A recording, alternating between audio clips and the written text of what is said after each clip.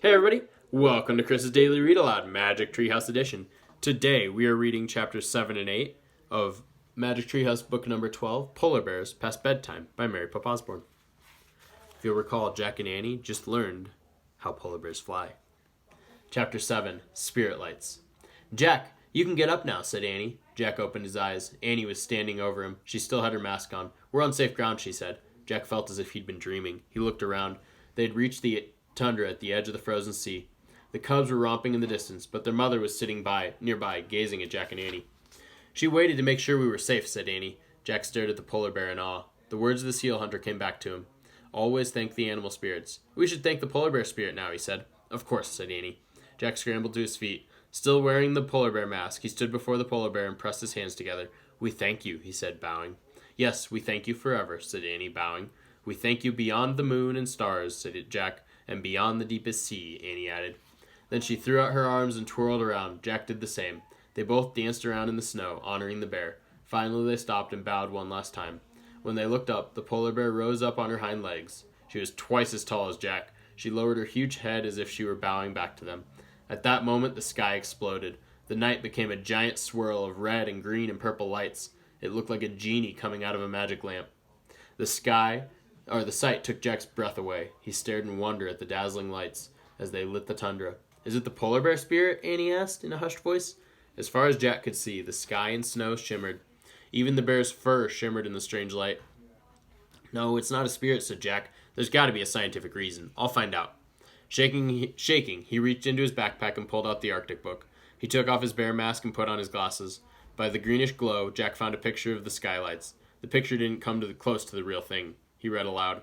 One of the most amazing sights in the Arctic is the northern lights. The swirl of light is caused by electrically charged particles from the sun striking atoms and molecules in the Earth's atmosphere. See, there is a scientific reason, said Jack. It's not the spirits. Then suddenly, all the dancing lights were gone, as if someone had blown out a candle. The magic had ended.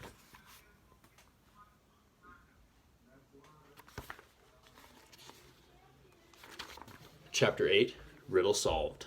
Now only the moon shone on the snow. Jack looked around for the polar bear. She was gone. Where'd she go? Asked Annie. I don't know, said Jack. He looked over the tundra. There was no sign of the giant bear or her cubs. Maybe she's not interested in scientific reasons, said Jack.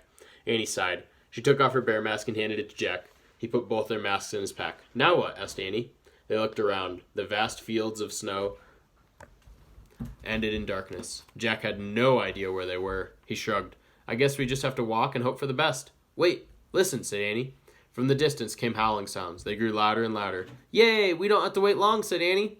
The huskies are coming. Howling filled the night as the dog sled came into view. The seal hunter was running beside it. We're here, over here, called Jack. He ran toward the sled.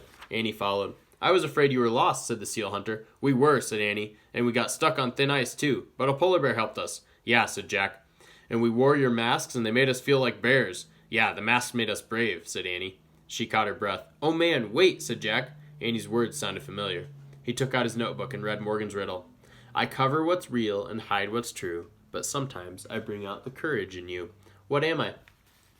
A mask, Jack and Annie said together. The seal hunter smiled. You knew, said Annie. It was for you to discover, said the seal hunter, not me.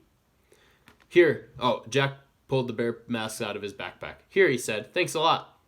The hunter took the masks and put them inside his parka. We can go home now, said Jack. Do you mind taking us back to the treehouse, said Annie. The seal hunter shook his head. Come on, he said.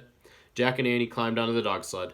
Mush, said the seal hunter. Mush, said Annie. Mush, said Jack. The snow began to fall as they took off across the dark ice. And that is the end of Chapter 8. Tomorrow we will finish the book with Chapter 9. Oh no, one more! I hope you have a great day. Stay safe, wash your hands, and have fun, everybody. Bye.